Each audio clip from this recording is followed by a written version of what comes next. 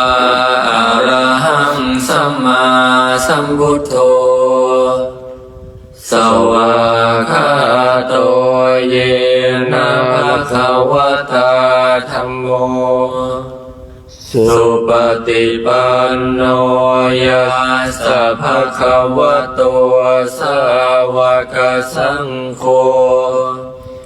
ธัมมายังภะคะวันตังสัทธัมมังสัสสังฆัง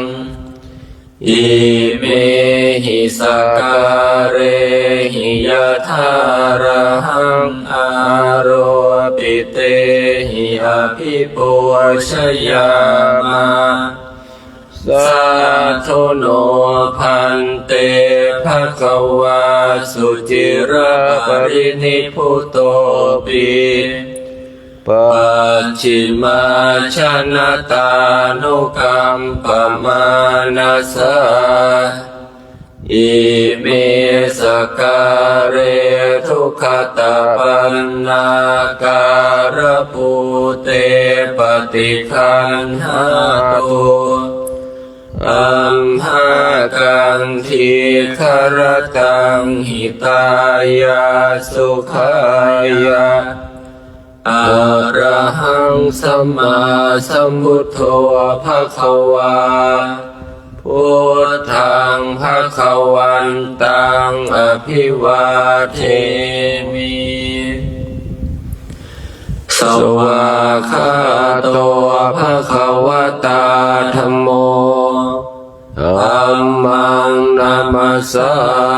มิสุปฏิปันโนภะคะวะโตสา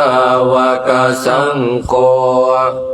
สังฆังนะมามิหันธรรมยังพุทธัสสะภะคะวะโตปุพพาคณมะการังกโรมาเสนะโมตัสสะภะคะวะโตอะระหะโตสัมมาสัมพุทธัสสะนะโมตัสสะภะคะวะโตอะระหะโตสัมมาสัมพุทธัสสะนะโมตัสสะภะคะวะโตอะระหะโตสัมมาสัมพุทธัสสะอันธรรมยังพุทธาภิทุติงกโรมาเสโยโสตถาคโตอะระหังสัมมาสัมพุทโธวิชชาจารณะสัมปันโนสุขโตโรกวิทูอนุตตรปุริสธรรมสารถิสัทธาเทวมนุสสานังพุทโธภคะวาโยอิมังโลกังสเทวกังสมารกังสพรหมกังสัสมณพรหมณิงปะชังสเทวมนุสสังสยังอภิญญาสจิกัตตวาปเวเทสิโยธัมมังเทเสสิอาทิกัลยาณังมัจเจกัลยาณังปริโยสานกัลยาณังสัทธังสัพพยัญชนะเกวะปริปุณังปริสุทธังพรหมจริยังปกาเสสิตามหังวะคะวันตังอภิปูชยามิตามหังวะคะวันตังศิลาสานามามิหันธรรมยังธรรมาภิทุติงกโรมาเสโยโสสวากขาโตภะคะวะตาธัมโมสันทิฏฐิโกอากาลิโกเอหิปัสสิโก โอปัญญิโกปัจจตังเวทิตาโพวินโยหิตามหังธัมมังอภิปูชยามิตามหังธัมมังศิรสานะมามิหันธรรมยังสังฆาภิทุติงกโรมาเสโยโสสุปฏิปันโนภะคะวะโตสาวกสังโฆอุชุปฏิปันโนภะคะวะโตสาวกสังโฆยายะปฏิปันโนภะคะวะโตสาวกสังโฆสามีติปฏิปันโนภะคะวะโตสาวกสังโฆยะทิทังจัตตาริปุริสยุคานิอัตถปุริสบุคลาเอสะภะคะวะโตสาวกสังโฆอาหุนายโยปาหุนายโยทักขินายโยอัญชลิกรณิโยอานุตตรังปุญญเขตังโลกัสสะตามหังสังฆังอภิปูชยามิตามหังสังฆังศิลาสานะมามิหันธรรมยังรัตนตยปนามคาทายโยเจวาสังเวคาปริกิตนาปาทัญจาพนามาเสพุทโธสุสุโธกรุณามหันนโวโยจันตสุทัพพลยานโลจโนโลกาสปาปัวปะกิเลสขาตะโกวันธามิพุทธังอหามาทะเรนตังธัมโมปฏิปวิยตัสสะสัทธุโนโยมาคปากามตะเพทพินนโกโลกุตตโรโยจตทัทธทิปโนวันธามิธัมมังอหามาทะเรนตังสังโฆสุเขตาพยติเขตสันนิโตโยทิทัสสันโตสุขตานุโพธโกโลลาปะหิโนอริโยสุเมธาโสวันธามิสังฆังอหามาทะเรนตังอิเจวะเมกันตาภิปูชนัยยกังวัตถุตยังวันทยตาภิสังขตังปุญญังมายายังมะมะสาภูปัทถวามโหนตุเวตัสสะปภาวสิทธิยาอิทาตถาคโตโลเกอุปันโนอะระหังสัมมาสัมพุทโธธัมโมจะเทสิโตนิยานิโกอุปสัมมิโกปรินิพพานิโกสัมโพธคามิสุขตาปเวทิโตมายันตังธัมมังสุตวาเอวังชานามาชาติปิทุกขาชราปิทุกขามรณะปิทุกขังโสกปริเทวทุกขโทมนาสุปายาสาปิทุกขา อาปิเยหิสัมปโยโคทุโคปิเยหิวิปปโยโคทุโคยามปิชานลภัตติตัมปิทุกขังสังคิเตนะปัจจุปันนานาคันธาทุกขาสยทิทังรูปุปาทานขันโทเวทนุปาทานขันโทสัญโยปาทานขันโทสังขารุปาทานขันโทวิญญาณุปาทานขันโทเย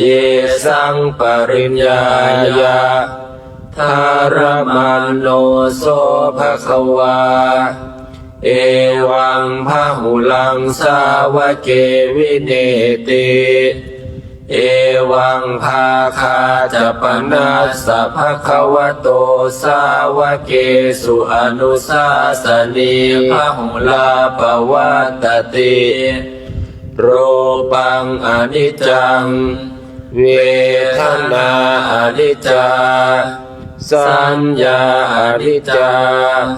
สังขาราอนิจจาวิญญาณังอนิจจังรูปังอนัตตาเวทนาอนัตตาสัญญาอนัตตาสังขาราอนัตตาวิญญาณังอนัตตาสัพเพสังขาราอนิจจาสัพเพธัมมาอนัตตาติเตมะยังโอตินามหาชาติยาชรามรณเนนะโสเกหิปริเทเวหิทุเขหิโทมานาเสหิอุปายาเสหิทุกขตินนาทุกขปะเรตาอาเปวนามิมาสเกวลาสทุกขขันธาสันตกิริยาปัญญาณิทาติจิราปรินิพุตัมปิตังภวันตังสรณังคตาธัมมันจะสังฆุสังฆันจะตัสสะภะคะวะโตสาสนังยถาสติยะถาพลังมนสิกโรมาอนุปฏิปัชฌามา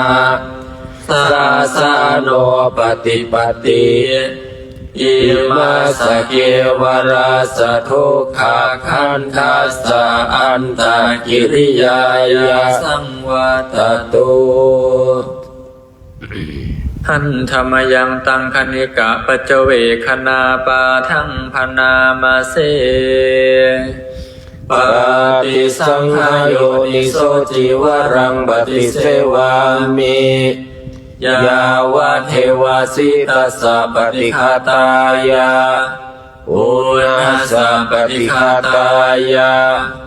กังสัมมกัสสวะตาตาปัสสิลิงสัพพะสัมปัสสานังปฏิฆาตายายาวะเทวะหิริโกปินาปฏิชาธนาทังปฏิสังขโยนิโสปินดาปตังปฏิเสวามิเนวะทวายายะมะมัทายะนามันตนายะวิภิปุสนายะยาวะเทวะอิมาสกายาสัทธิปิยายะปนายะวิหิงสุปารติยาพระมัจจริยานุขหายะอิติปุรานันจะเวทานังปฏิฆคามินาวันจะเวทานานาอุปเทสามิยาตาราจะเมภาวิสติอนวัชตาจะภาสุวิหารุจติปฏิสังขโยนิโสเสนาสนังปฏิเสวามิยาวะเทวาสิตัสสะปฏิฆาตายา อุณหัสสะปฏิฆาตายาทังสัพพะกัสสวะตาตาปะสิริงสัพพะสัมปัสสานังปฏิฆาตายายาวะเทวะอุตุปริสยาวิโนทานังปฏิสัลลานรามัทธังปฏิสังขายโยนิโสขิลานะปัจจยปิสัจจาปริคารังปฏิเสวามิยาวะเทวะอุปันนานังวิยาภาธิกานังเวทานานังปฏิฆาตายาอาภัยยปัจฉาปรมัตถายาติกายังโคมิกายโยกายของเรานี่แหละอุทังปาทัตตาเบื้องบนแต่พื้นเท้าขึ้นมาอาโทเกสามัทกาเบื้องต่ำแต่ปลายผมลงไปตาจะปริยันโตมีหนังหุ้มอยู่เป็นที่สุดรอบปุโรนานาปการัสสะสิทิโนเต็มไปด้วยของไม่สะอาดมีประการต่างๆอาทิมัสมิงกายเยมีอยู่ในกายนี้เกสาคือผมทั้งหลายโลมาคือขนทั้งหลายหน้าขาคือเล็บทั้งหลายทันตาคือฟันทั้งหลายตาโจคือหนังมังสังคือเนื้อนาหารูคือเอ็นทั้งหลาย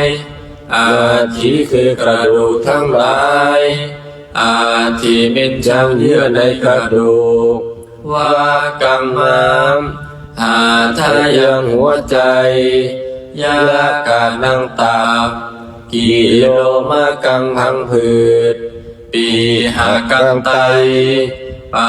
ภาสังปอดอันตังไส้ใหญ่อันตะคูนังไส้น้อยอุทาริยังอาหารใหม่การิสังอาหารเก่าปีตังน้ำดีเส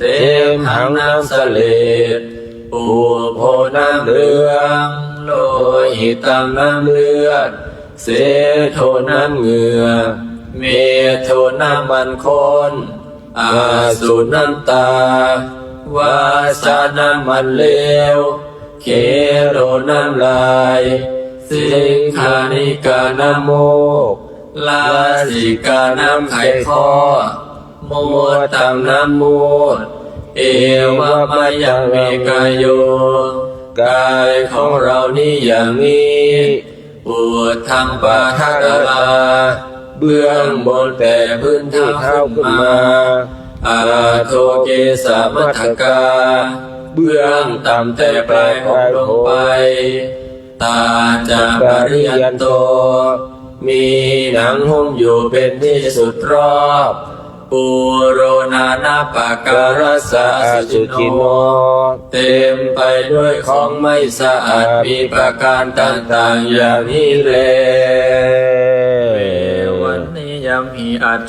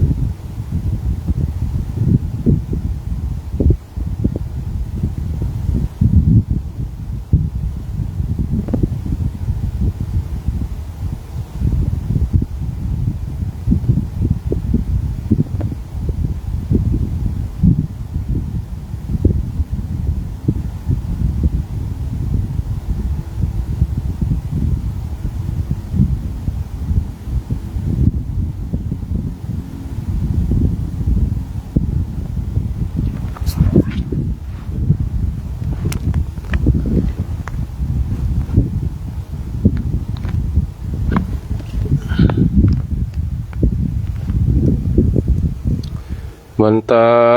มิพุทธังสัพพังเมโนสังฆมันดามิบันเทวันตามิธัมมังสัพพังเมโนสังฆมันดามิบันเทวันตามิสังฆังสัพพังเม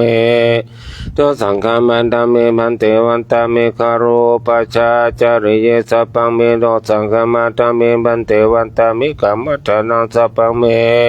โนสังฆมันดามิบันเทวันตามิเจติยังสัพพังสัพพะทะเนสุปฏิทิตัสสะเลลาทัตโตมหาโพธิงบุทธโลปังสักการังสัตตานังคาโลเกเต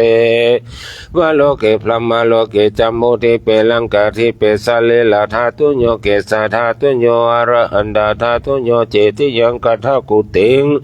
จตุราสีติสาเฉธรรมขันเทสะเพสังบาทเจติยังอหังบันตามิสัพพะโส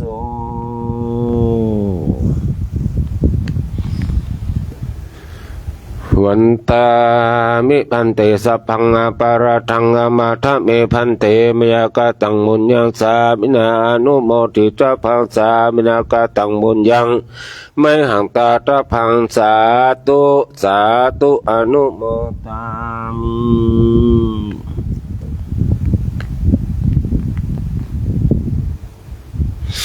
อิทังโนยาตินังโหตุสุขิตาหุนตุยาตโยสาธุขอต้องจิตอุทิศผลแผ่กุศลนี้ไปให้ไพศาลถึงบิดามารดาครูอาจารย์ทั้งเพื่อนบ้านญาติมิตรสนิทกันคนเคยร่วมทำงานการทั้งหลายมีส่วนได้ในกุศลผลของฉันทั้งเจ้ากรรมในายเวรและเทวันขอให้ญาติโยมนั้นได้กุศลผลนี้เถิด